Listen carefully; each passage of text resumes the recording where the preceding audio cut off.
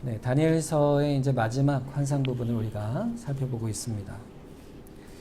이 다니엘이 오늘 본 환상은 사실 10장부터 이어지고 있습니다. 10장부터 오늘 12장 초에 이르는 상당히 긴 하나의 단락을 이루고 있는데 내용을 읽어보면 사실 앞에서 읽은 내용들보다 훨씬 더 복잡하고 어려운 내용들로 되어 있습니다. 근데 이 환상을 받았을 때의 다니엘의 상황이 어떠한가를 우리가 먼저 살펴보면 그 상황, 이 내용이 우리가 이제 이해를 할 수 있는 내용이 되겠습니다. 다니엘서 10장 1절과 2절에 보면 바사왕 고레스 제3년에 한 일이 베들드사살이라 이름한 다니엘에게 나타났는데 그때 나 다니엘이 새 1일 동안에 슬퍼하였다 그랬습니다. 그러니까 다니엘이 지금 3주, 새 1일 동안에 어떤 일 때문에 굉장히 슬퍼하고 금식하며 기도하고 있을 때였어요. 이때 그 다니엘의 나이가 한 86세 정도 됐을 것으로 추측합니다. 80대 된 노인이죠. 근데 노년에 어떤 슬픔과 어려움이 있길래 이 음식을 금식하면서, 이 금식했다는 건 노인이 되어서 금식하는 건 참 힘든 일이지 않습니까? 온 힘을 다해서 다니엘의 생명을 건 기도를 하고 있는 것이죠. 그 무슨 일 때문에 그렇게 슬퍼했을까요? 그것은 다니엘서 10장 1절에 보면 때를 보면 알 수가 있습니다. 바사왕 고레스 제3년에 이렇게 돼 있죠.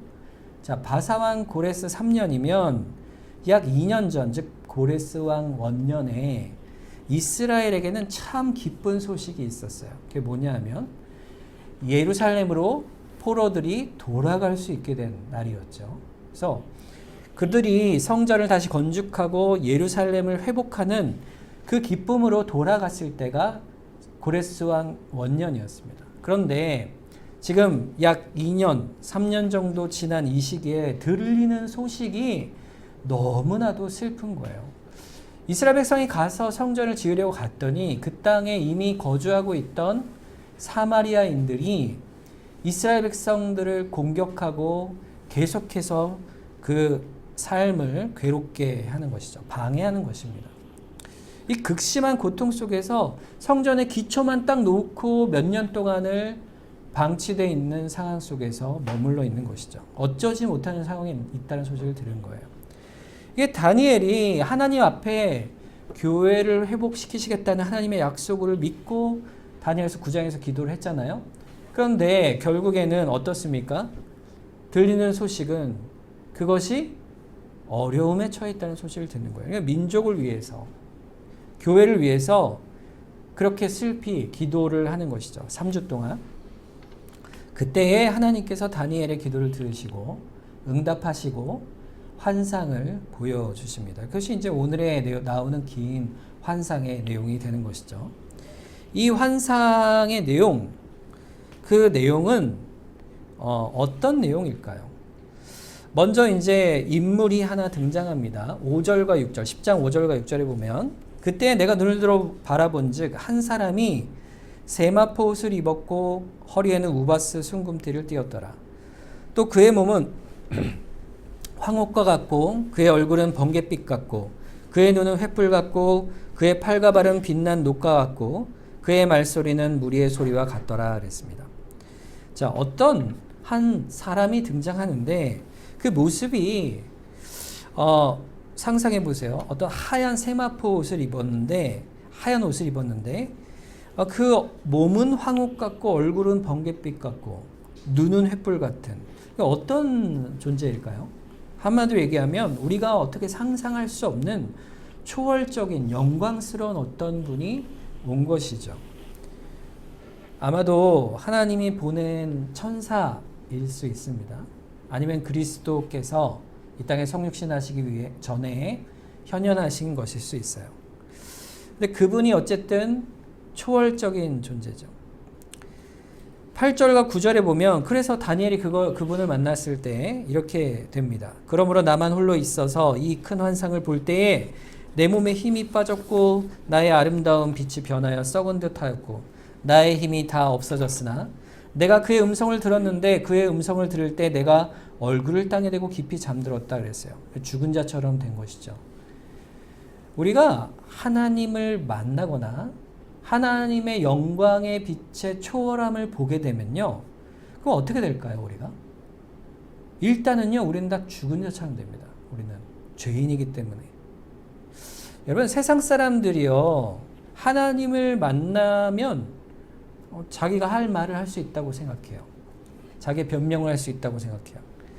하나님이 그런 자들을 향해서 교만하고 미련하다 이렇게 얘기합니다. 왜냐하면 우리가 하나님의 그 영광의 끝자락만 봐도 그 앞에서 우리는 죽음을 피할 수 없다는 사실을 모르기 때문에 그렇습니다. 우리는요, 하나님 앞에 내가 이래서 이랬습니다라고 반박하고 이유를 대고 저항할 수 있을 거라고 생각하지만 절대 그럴 수가 없습니다. 하나님 앞에 서면요, 그 자체로 우리는 심판을 받는 거예요.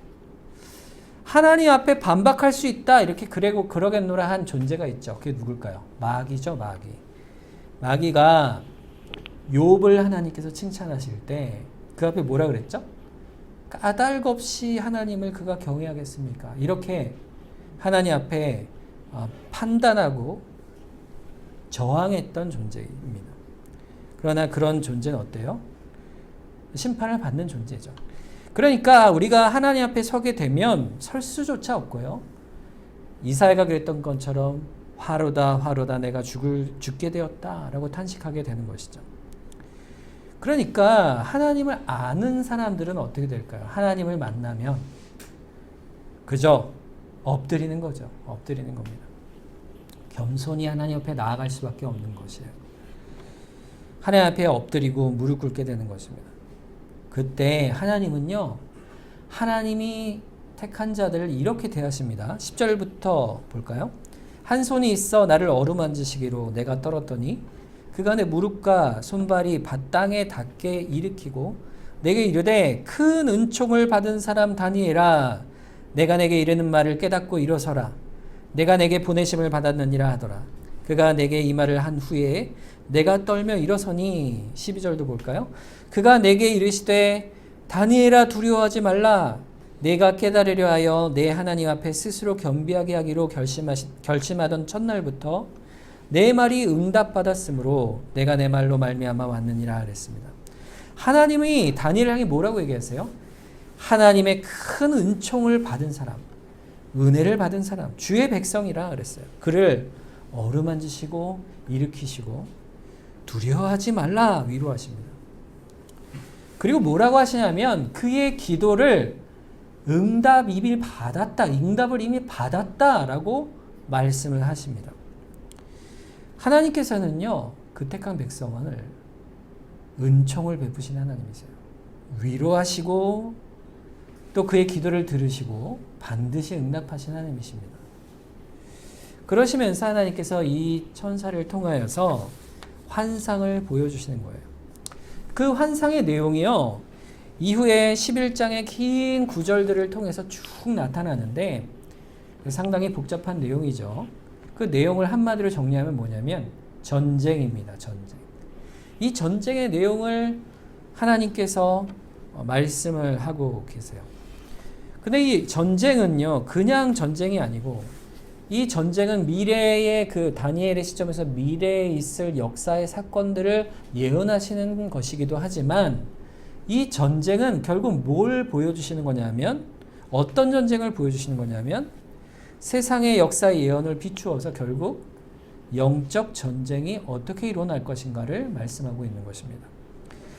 자, 영적 전쟁이 뭘까요? 여러분, 전쟁을 우리가 하는 사람들이에요. 신자는 어떤 전투를 하는 사람들일까요? 성도는요, 악한 영과 싸우는 존재입니다. 악한 영은 항상 우리의 부패한 심령을 통하여서 자기의 뜻대로 우리를 원하는 대로 죄 중에 있게 하여 우리를 부패하는 자리로 이끌려고 합니다. 그리고 하나님의 뜻을 거스르려고 하는 영적 세력이 있어요.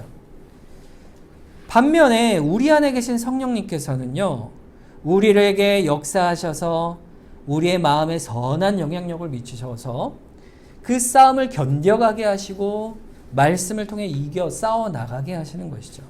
결국 싸움의 현장은요, 뭐 하늘에서 천사들과 마귀들이 칼로 막 싸우는 게 아니고 바로 이 땅에서 이루어집니다. 우리 안에서 이루어지는 거예요. 하나님이 세우신 하나님 나라, 또 세상이 세운 세상의 나라, 이 가운데의 싸움이에요. 지상 가운데, 우리 가운데 있는 싸움이죠. 사도 바울이 이 싸움에 대해서 그 성격을 이렇게 말씀합니다. 에베소서 6장 12절에 보면 우리의 씨름은 혈과 육을 상대하는 것이 아니요 통치자들과 권세들과 이 어둠의 세상 주관자들과 하늘에 있는 악의 영들을 상대하는 것이다 그랬습니다. 이 악의 영들 누구죠? 마귀와 악한 영들을 우리가 대적하여 싸우는 것이에요. 이런 존재들이 우리에게 와서 우리에게 영적인 싸움을 해 나가는 것이죠. 그럼 이 영적 존재들이 와서 우리에게 어떤 싸움을 할까요? 자, 그것이 어떤 싸움인가? 주께서 재림하여 온 세상을 다시 새롭게 하실 때까지 우리가 사는 이 세상 속의 역사 속에 우리가 살아가는 삶 속에 악한 영들은요, 늘 우리를 시험에 들게 하려고 싸워갑니다. 그런데 사도 바울이 뭐라고 하냐면 이 교회를 세워가는 복음 사역과 하나님 나라 사역에 우리를 방해하고 저항하는 이 역사들을 이들이 이루어 간다고 말씀하고 있죠.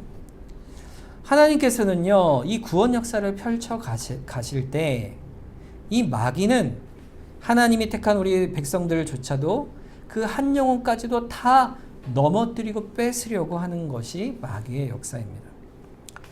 결국에 하나님을 대적하게 하려고 하는 것이죠. 결국 믿느냐 믿지 않느냐 하는 싸움에 우리가 있는 것입니다. 자, 그런데 신자들에게 그런 싸움이 있는 것이죠. 영적 싸움이. 왜냐하면요, 신자가 아닌 사람들은요, 세상을 살아갈 때 가치 자체가 마귀 아래에 이미 있기 때문에 마귀 편에 선 것이죠. 사실 마귀는 항상 싸우는 대상은 누굴까요? 신자입니다. 자, 그런데 여러분 잘 아셔야 될 게 있어요. 그들의 역사는요, 신자들에게 있다 할지라도요, 항상 제한적이에요. 제한적입니다. 제한적이란 말은 신자들의 영혼을 그들이 결코 뺏지 못한다는 의미에서의 제한성이에요. 신자들이라도 시험을 받고 실족하고 죄를 범하게 되죠. 마귀와 귀신들의 역사에 괴롭히고 유혹하고 시험하는 많은 어려움들이 우리에게 있을 수 있습니다. 그러나 믿는 성도가 큰 시험이 들어서 죄 중에 빠진 채 허우적거리고 헤어나지 못하는 일정한 시간 가운데 있고 괴로움이 있다 할 수 있어요. 그래서 영적으로 완전히 파산한 자처럼, 죽은 자처럼, 옛사람처럼 살아갈 수가 있어요. 그렇지만 하나님이 택한 자는 끝까지 그를 돌이키셔서 회개하시고 끌어내시는 거예요. 그 끌어내시는 그 일이 바로 우리를 향한 하나님의 일이신 것이에요. 그래서 아까 다니엘을 향해서, 그 기도하는 다니엘을 향해서 하나님의 은총을 받은 자라, 큰 은총을 받은 자라 하신 것입니다. 여러분, 이 성도의 싸움은 그래서 결정이 되어 있는 싸움이에요. 어떻게 결정되어 있을까요? 반드시 승리하는 싸움으로 결정이 되어 있습니다. 자, 그래서 우리는요, 싸울 수 있는 능력을 하나님께서 주세요. 자, 우리가 어떻게 영과 악한 영과 싸워갈 수 있을까요? 신자는 어떻게 그 악한 영과 싸워서 승리해 갈 수 있을까요? 딱 한 가지 방법이 있죠. 그것은 오직 우리 힘으로 하는 것이 아니라 하나님께서 우리를 붙드셔서, 성령께서 우리를 붙드셔서 승리케 하신 것입니다. 에베소서 6장 13절에 보면, 13절 이후에 보면 그것이 잘 드러나 있죠. 우리를 이기게 하시는 능력을 보여주십니다. 그러므로 하나님의 전신갑주를 취하라. 이는 악한 날에 너희가 능히 대적하고 모든 일을 행한 후에 서기 위함이라. 어떻게 해요? 전신갑주. 누구의 전신갑주입니까? 하나님의 전신갑주입니다. 우리 같이 한번 읽어볼까요? 14절부터 시작. 그런즉 서서 진리로 너희 허리띠를 띠고 의의 호심경을 붙이고 평안의 복음이 준비한 것으로 신을 신고 모든 것 위에 믿음의 방패를 가지고 이로써 능히 악한 자의 모든 불화살을 소멸하고 구원의 투구와 성령의 검 곧 하나님의 말씀을 가지라. 아멘. 성령께서 우리에게 주시는 마귀와 싸워 이기는 능력이 여기 있습니다. 진리로 허리띠를 뛴다. 이게 무슨 말일까요? 여러분, 이 허리띠라는 거는요, 우리의 힘을 상징합니다. 허리를 딱 동여 매면 우리가 힘을 내어 무슨 일이든 할 수가 있죠. 우리의 싸움의 힘이 어디 있어요? 그것이 진리의 말씀에 있다 이거예요. 진리의 말씀이 우리가 싸워나갈 힘입니다. 그 힘을 따라가는 거예요. 그리고 의에 호심경을 붙였다. 호심경은요, 우리의 심장을 방어하는 바로 갑옷과 같은 것이에요. 우리 심장을 방어하는 이 갑옷, 우리의 생명을 보호하는 것이 의인데 우리의 의로 방어할 수 있을까요? 그럴 수 없죠. 왜냐하면 우리의 허물과 죄를 누가 가장 잘할까요? 마귀가 가장 잘하기 때문에 그래요. 우리의 의로 싸울 수 없습니다. 누구의 의로 싸웁니까? 오직 예수 그리스도의 의로만 싸울 수 있어요. 그리고 이 호심경이 가슴에 이렇게 붙어 있잖아요. 우리의 심장이, 나의 소속이 어디에 있다는 겁니까? 우리 예수 그리스도 안에 있다. 이것을 말씀하는 것이죠. 평안의 복음의 신, 이 평안의 복음이라는 것은요, 복음을 통해 우리가 하나님과 화목하고 사랑하는 사이가 된다는 거예요. 그 평안의 복음 안에서 우리가 믿음의 방패로 마귀의 불화살, 쏘는 불화살을 막아내요. 마귀가 불화살을 뭘로 쏠까요, 우리에게? 넌 죄인이야, 이걸로 쏘는 거죠. 정죄함입니다. 너 같은 게 무슨 하나님을 믿는다고? 너가 무슨 하나님의 자녀냐? 너의 죄를 네가 알지 않느냐? 이렇게 정죄할 때 믿음을 갖는 거예요. 우리는 믿음으로 그 불화살을 다 튕겨냅니다. 어떻게 해요? 나는 예수 그리스도의 보혈을 의지하는 자다. 그가 회개하는 자에게 용서의 은혜를 베푸시겠다는 그 약속을 믿고 다 막아낼 수가 있는 겁니다. 그리고 성령의 검, 하나님의 말씀으로 마귀를 대적하여 무찔러 가는 것이죠. 머리엔 투구를 쓰죠. 머리의 투구는 구원의 투구예요. 우리의 구원은요, 우리를 완전히 보호해 줍니다. 우리의 구원이 하나님께 있기 때문에. 누가 도우세요, 이 모든 일을? 성령께서 우리를 붙드시는 겁니다. 그러니 우리는 일일이 어떻게 우리의 영적 손길이 우리에게 하나님께서 우리에게 역사하시는지 알 수 없지만, 그러나 우리가 고백하는 거 한 가지가 있어요. 그거는 하나님께서 오늘도 은혜의 손길을 주셔서 우리의 육신의 삶의 안정을 주시고 우리의 영혼의 안전을 보존해 주셔서 주 앞에 나와 예배하게 하시고 또 오늘 있게 하셨구나, 오늘에 이르게 하셨구나, 그것을 감사하는 것입니다. 우리가 은총 받은 자인 줄 아는 거예요. 그 싸움은요, 사실 내가 하는 것 같지만 어떤 거예요? 주께서 하시는 싸움이죠. 그 싸움에 대한 기록이 오늘 성경 본문의 내용으로 이어져 가는 거예요. 이 신비하고 영적인 이 싸움을, 이 환상을 통해서 하나님께서 어떻게 싸워 가시는가, 이 역사를 어떻게 주관하신가를 보여주고 있습니다. 이 11장의 내용을 쭉 살피면 두 부분으로 나눌 수가 있어요. 이 11장 1절부터 35절까지는요, 기원전 2세기까지의, 다니엘 때부터 기원전 2세기까지의 역사에 대한 기록을 다루고 있습니다. 오늘은 이 내용을 안 다룰 거예요. 왜냐하면 우리가 이전에 다룬 내용들을 다 종합한 것과 같습니다. 그러니까 바사와 이후에 나오는 알렉산더 제국, 우리 계속 배웠잖아요. 신상에 대한 것도 배웠고 또 내 짐승에 대한 것도 배웠고 또 이후에 나오는 양과 순염소에 대한 것도 배웠죠. 이 다 내용들이 여기서 다시 반복되어 나옵니다.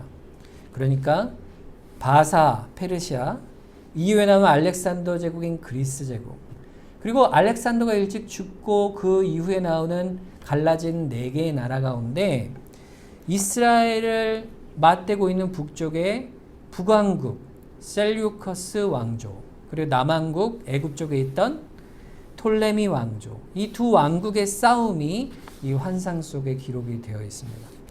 그 가운데 한 왕이 또 마지막에 등장하는데 그게 비천한 자라 불리는 안티오코스 4세이죠. 그가 우리가 지난번에 살펴봤듯 8장에서 살펴봤듯 이스라엘을 점령하여 이스라엘을 그리스화하려고 온갖 핍박과 박해를 했던 왕이 그 안티오코스죠. 안티오코스는 바로 적그리스도를 상징하는 그림자 같은 존재입니다. 그것이 35절까지의 내용으로 종합이 되어 있어요. 오늘 살펴볼 것은 36절 이하의 말씀입니다. 이 11장에서 두 번째 단락에 해당하는 36절 이하의 내용은요, 12장 첫 부분과 연결이 되어 있습니다. 자, 12장 1절을 한번 보겠습니다. 그때 내 민족을 호위하는 큰 군주 미가엘이 일어날 것이요 또 환란이 있으리니 이는 개국 이래로 그때까지 없던 환란일 것이며 그때 내 백성 중 책에 기록된 모든 자가 구원을 받을 것이라 그랬어요. 자, 이때 일어날 환란은 개국 이래에 없었던 환란이라 이랬습니다. 자, 이 환란은 언제를 말할까요? 이거는 두 번째 내용인데 바로 종말의 시대를 말합니다. 지금 우리가 사는 시대 이후에 있을 예수님께서 재림하시기 직전에 나타날 환란의 시대를 말하는 것이죠. 자, 다니엘서 11장 36절에 보면 그 왕은 자기 마음대로 행하며 스스로 높여 모든 신보다 크다 하며 비상한 말로 신들의 신을 대적하며 형통하기를 분노하심이 그칠 때까지 하리니 이는 그 작정된 일을 반드시 이룰 것이다 그랬어요. 그 왕은 누굴까요? 여기서 새로운 왕이 등장하는데 이 왕은 바로 역사의 마지막에 등장할 하나님을 대적할 영적인 존재, 적그리스도를 말하는 것이죠. 즉 안티오코스로 끝난 이스라엘의 그 첫 번째 고난의 시기, 그 종말, 그리고 또 우리가 살아가는 이 시대, 두 시대를 이 환상을 통해서 하나님께서 보여주신 것이죠. 우리가 사는 이 마지막 때에도 이 마지막 주님이 오시길 직전에 재림 때까지도 이 똑같은 영적인 전투 안에 우리가 있을 것임을 말씀하고 있는 것이에요. 교회를 세워가며 복음을 통하여 하나님 나라의 백성으로 살아간다는 것은 이런 환란의 흐름과 역사 속에 산다는 것을 보여주고 있습니다. 그러므로 우리가 신자로서 이 영적인 환란을 피할 수 없다, 이 사실을 먼저 말씀하고 있습니다. 우리가 사는 시대는 어떻습니까? 이 안티오코스 시대처럼 핍박이 있는 시대도 아니죠. 우리는 평안의 시대고 또 종교적 자유와 또 예배를 드리면 아무런 꺼리낌이 없이 나와서 예배를 드릴 수 있는 시대예요. 그렇다고 할지라도 여러분, 우리가 사는 시대에도 역시 개개인의 삶 속에서 또 우리가 살아가는 사회 속에서 신앙 때문에 받는 환란은요, 우리가 다 누구든지 겪게 됩니다. 그 고통과 고민과 슬픔들, 그때에 그 마지막 때가 되면 결국에는 점점 더 이런 고통의 때가 심해질 것임을 말씀하고 있는 것이죠. 자, 그 고통의 때가 어떻게 이루어질 것이냐 보니까 11장 41절에 이렇게 되어 있어요. 그가 또 영화로운 땅에 들어갈 것이요 많은 나라를 패망하게 할 것이나 오직 에돔과 모압과 암몬 자손의 지도자들은 그의 손에서 벗어나리라 그랬습니다. 이 적그리스도가 하는 방식이 있습니다. 그게 뭐냐면 첫 영화로운 땅에 들어갈 것이다 그랬죠. 이 영화로운 땅이 뭐겠습니까? 바로 교회이죠. 교회를 핍박하는 거예요. 오늘날 교회 안에 침투하는 적그리스도는 어떤 것일까요? 지금도 분명히 있습니다.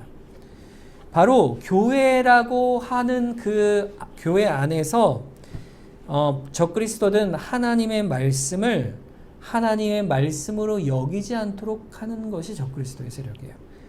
그러니까 신학을 바꾸어서 신학이 하나님의 말씀이 아닌 것처럼 얘기하도록 하는 자유주의 신학 같은 것으로 우리 교회 안에 버젓이 들어와 있는 것이죠. 그래서 교회 안에서 하나님의 말씀은 이것은 괜찮고 이것은 아니다, 라고 하는 영적인 혼잡과 타락으로 우리를 바꾸어 갑니다.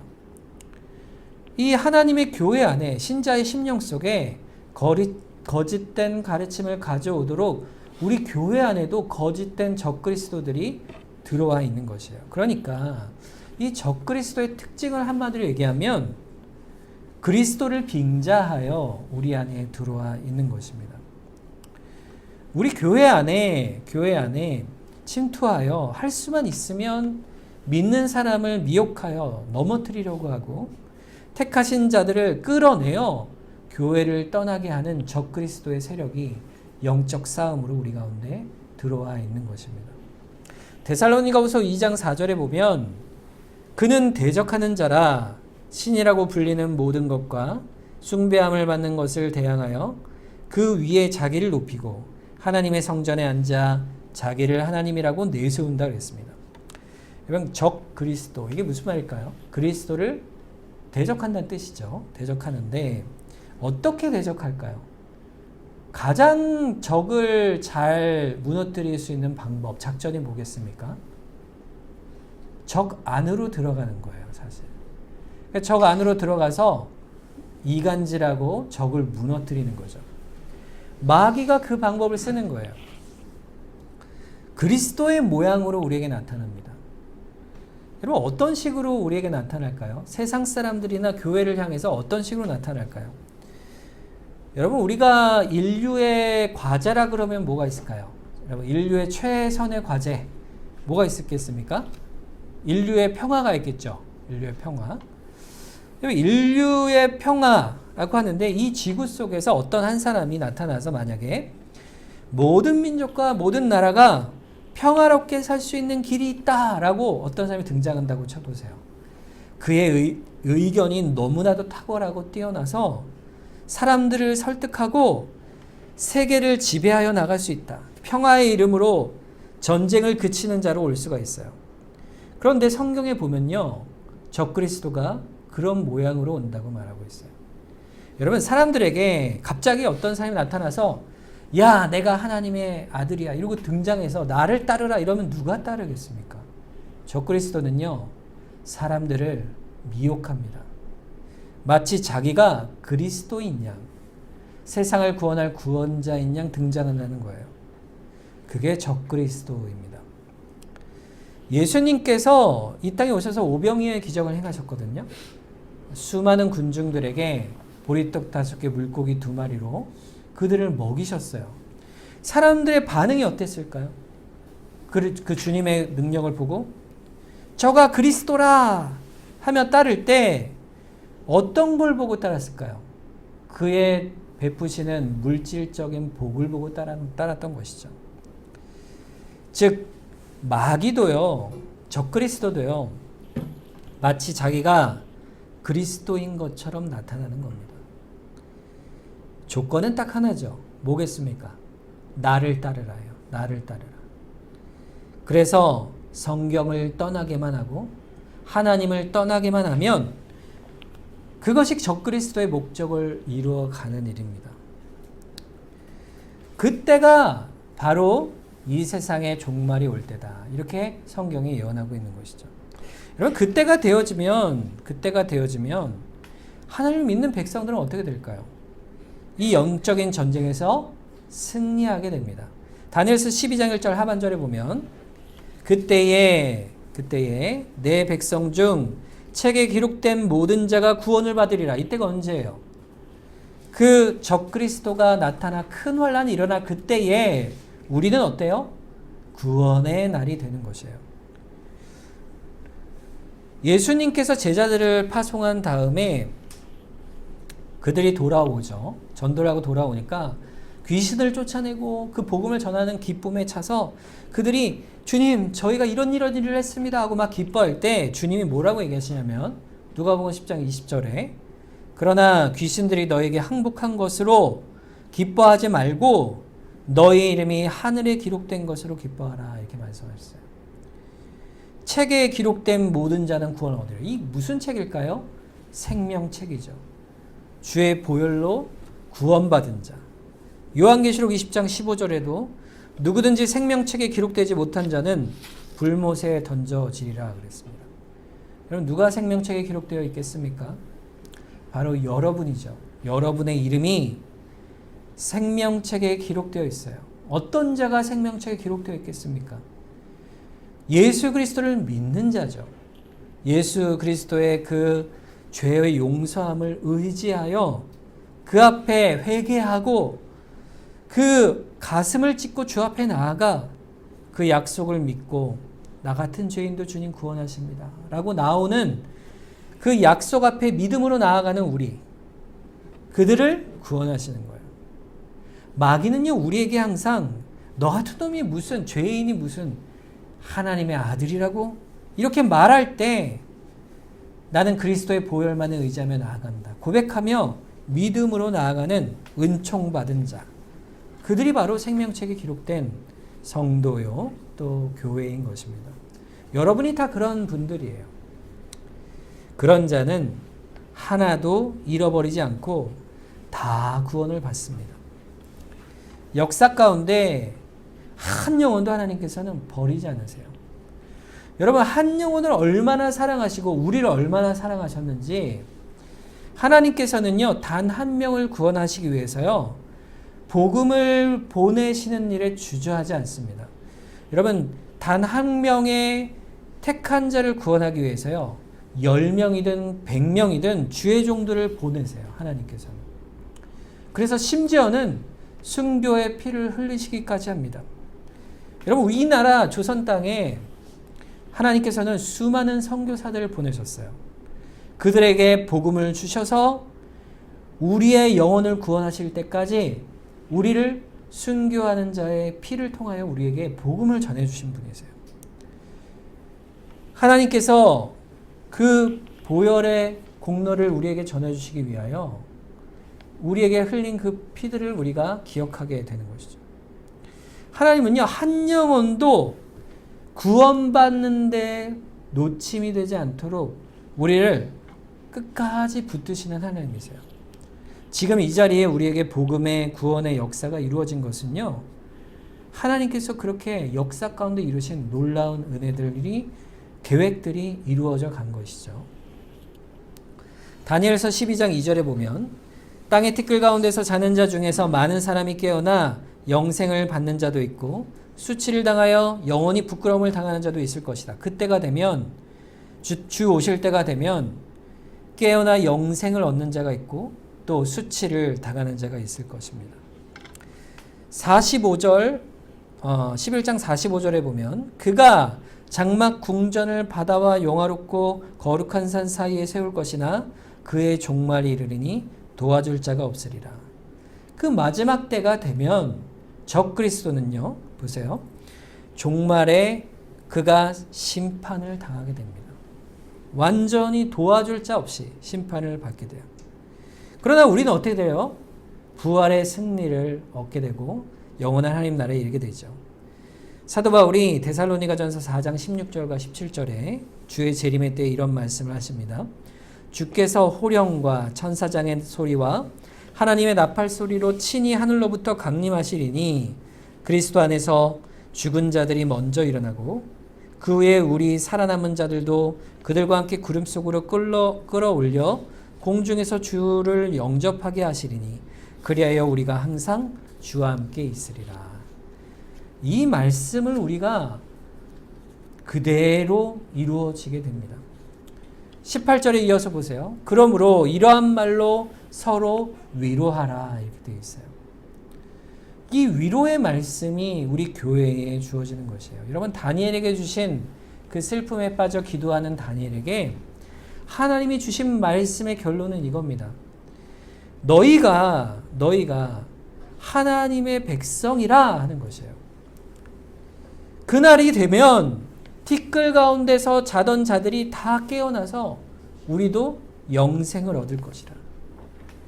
그러나 하나님의 백성, 하나님이 아닌 백성이 아닌 자들, 하나님을 대적한 자들은 영원한 수치를 당할 것이라. 이 말로 우리에게 위로하라 말씀하고 있는 것입니다. 다니엘과 다니엘 시대에 살았던 그 유대인들, 포로에서 돌아가서 그 가나안 땅에 가서 성전을 건축하려 했으나 그 핍박과 환난 속에서 고통당하는 유대인들을 향해서 하나님께서는 이 말씀으로 위로하라 말씀하시는 거예요. 이 말씀은요, 지금을 사는 우리에게도 역시 이 말씀으로 위로하시는 거예요. 너희는 이 영적 싸움에서 반드시 승리할 것이라. 여러분, 그리스도인은요, 환난을 당할 때, 극심할 때에는 죽음을 피할 수 없을 수도 있어요. 우리가 그 적그리스도의 시대가 언제인지 모르지만 그런 시대에 사는, 지금을 그렇게 사는 사람들도 있잖아요. 그 가운데 복음으로 인해서, 믿음으로 인해서 죽음을 당하는 자들이 지금도 있습니다. 곳곳에 있어요. 그럴 경우가 있잖아요. 그러나 그 죽음은요, 우리를 삼키지 못합니다. 모든 그리스도인은요, 죽음을 이기는 자예요. 왜냐하면 그리스도 안에 있기 때문이에요. 존 오웬이라는 분이 이런 말을 했어요. 예수 그리스도가 어떤 분이냐 할 때 죽음으로 죽음을 이기신 분이라고 말씀했어요. 그가 죽으심으로 우리의 모든 죽음까지도 이겨내신 분. 그 은혜를 우리가 받아 사는 거예요. 여러분, 인생은요, 이 땅을 사는 짧은 인생을 마감하면 모든 생명이 끝나버리는 것이 아닙니다. 인생은 죽으면 끝나는 게 아니에요. 죽으면 오히려 새로운 시작이 되고요, 본격적인 인생이 시작돼요. 오히려 이 땅을 사는 짧은 인생은 예비적인 인생입니다. 왜냐하면 성도에게는 죽으면 영생이 시작되고, 또 악인들은 죽은 다음에 영원한 형벌이 시작되기 때문이죠. 어느 인생이 진짜일까요? 우리가 이 땅을 사는 성도의 죽음은 결국 영생을 받는 죽음이라 할 수 있어요. 영생으로 가는 문이죠. 그 입구로 우리가 들어가는 것이에요.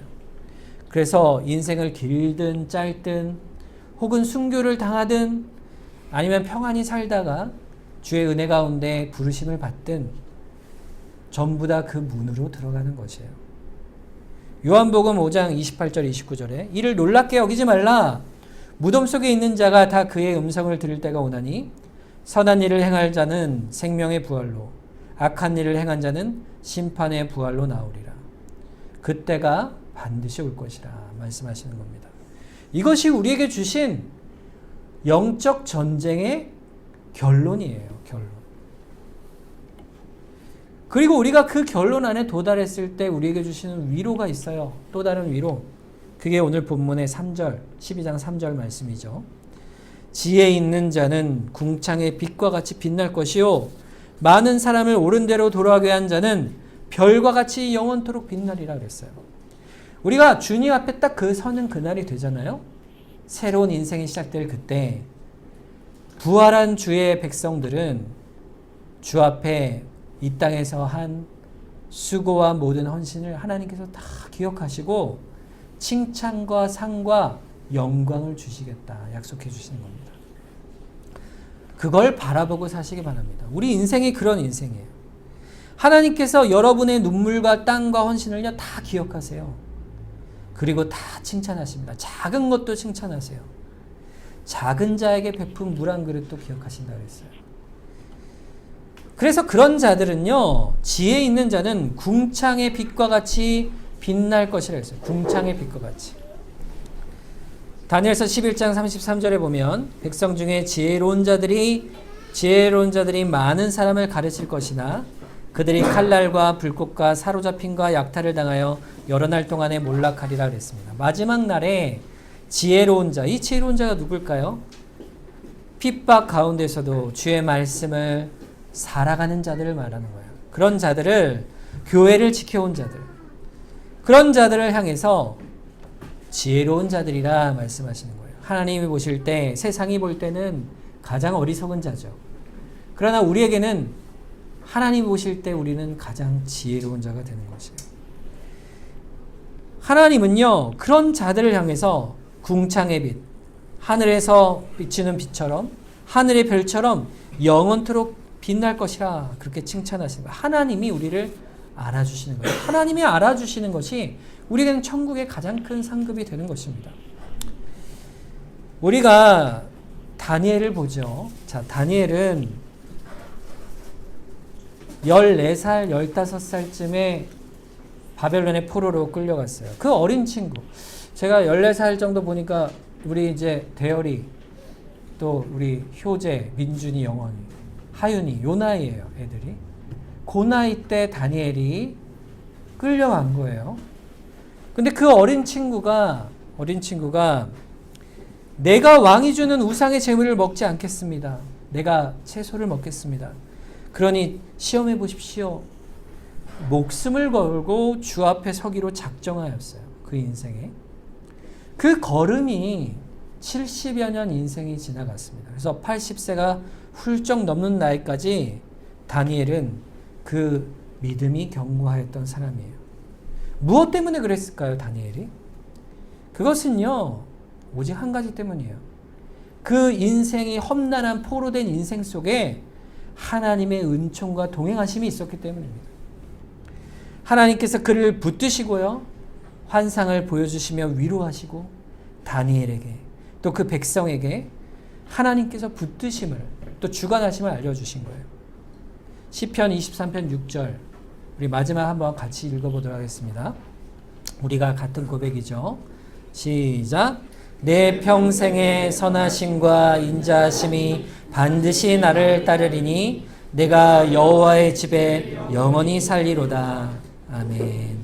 이 고백이 다니엘의 고백이요, 다윗의 고백이요, 또 마지막 때를 살아가는 우리 인생의 고백이 되는 거예요. 주께서 우리를 반드시 붙드심을 기억하고 우리가 사는 인생 속에 우리가 당하는 모든 믿음의 고난 속에 주님을 의지하며 살아가는 복된 우리 모두가 되기를 주님의 이름으로 축원합니다. 이 시간 합심해서 한번 기도하겠습니다. 하나님께서 우리와 늘 함께 하시고 우리를 붙드시고 인도하심을 고백합니다. 우리를 새롭게 하여 주시고 늘 우리를 그 믿음 가운데 살아갈 수 있도록 복을 더해 주시옵소서. 우리 합심해서 한번 기도하겠습니다.